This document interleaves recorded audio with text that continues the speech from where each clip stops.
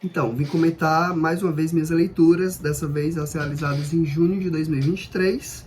E vamos lá, vou comentar as que eu li, as que eu finalizei a leitura e as que eu pretendo ler em julho ou continuar lendo. Bom, eu comecei junho lendo essa maravilha que se chama Se a Rua Bem Eu Falasse, do James Baldwin. Gente, foi uma grata surpresa, um livro maravilhoso que me surpreendeu porque eu não tinha muita expectativa, não sabia nada sobre a história, enfim, vim sem grandes pretensões e acabei gostando bastante. O James Baldwin é um autor norte-americano que tem uma escrita maravilhosa, assim, eu realmente adorei o estilo dele, a escrita dele, achei bem fluida e assim, bem contemporânea. Ela traz um tipo de texto que é ágil, assim, que não enrola muito, tem muito diálogo, e os diálogos são bem verídicos, assim, dá para você comprar mesmo a ideia de que as pessoas estão ali conversando e tal.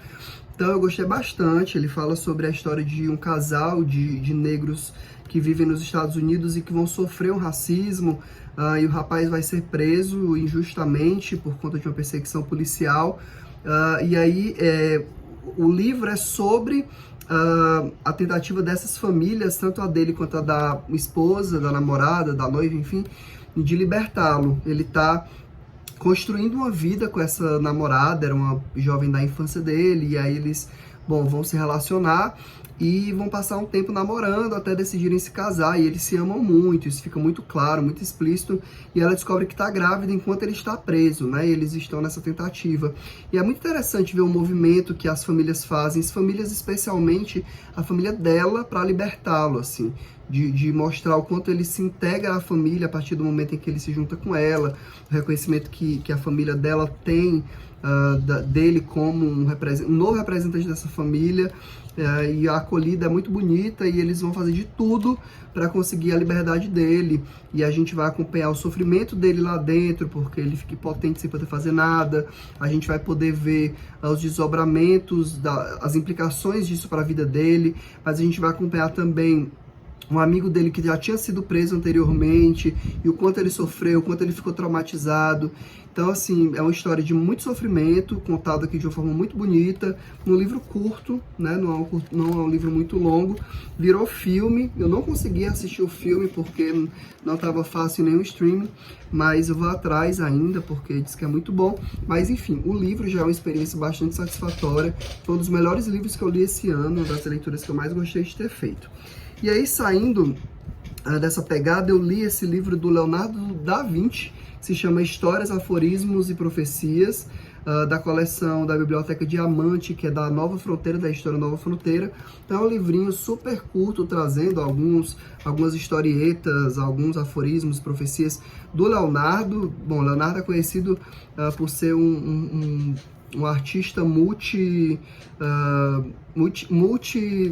artista, porque ele faz de tudo, assim, desde pintura, projetos, arquitetura, enfim.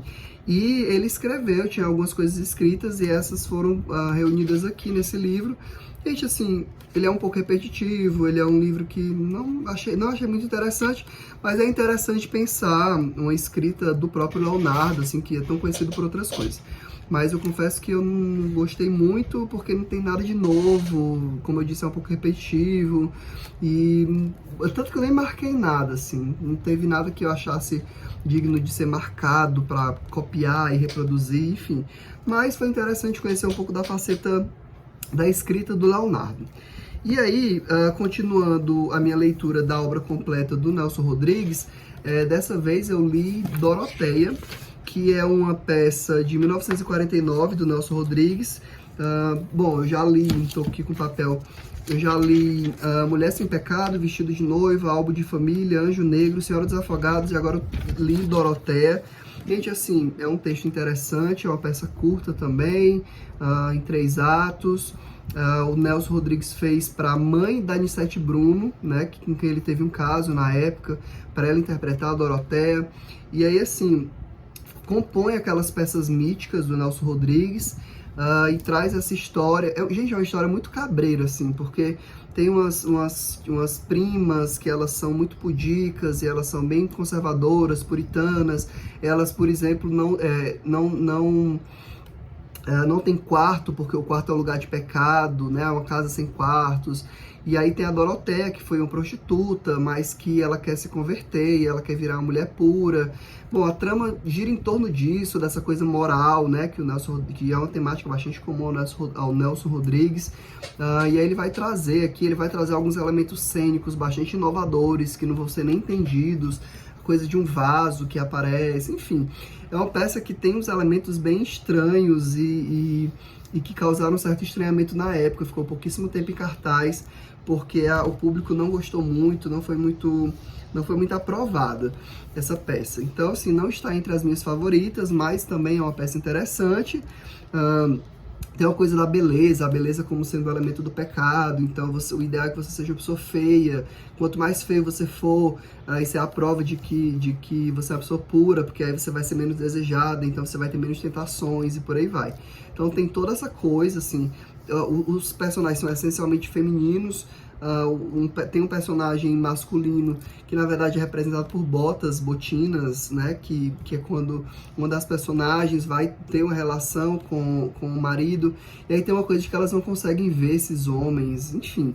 Bom, realmente uma peça bem diferentona, assim, do Nelson, e como eu disse, não virou das minhas favoritas, mas compõe aí ainda uma qualidade, ainda tem uma qualidade de texto e de diálogo que é bem característica do Nelson Rodrigues e que faz com que você não desgoste das peças dele. Eu, particularmente, nunca desgostei de uma peça dele.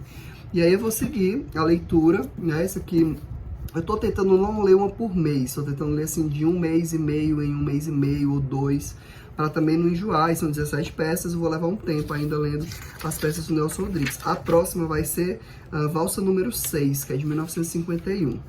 E aí depois eu fiz uma dobradinha para ler as biografias da Rita Lee. Eu já tô com essa daqui desde que ela foi publicada, de 2016, eu devo ter ela desde 2016 ou um pouco depois.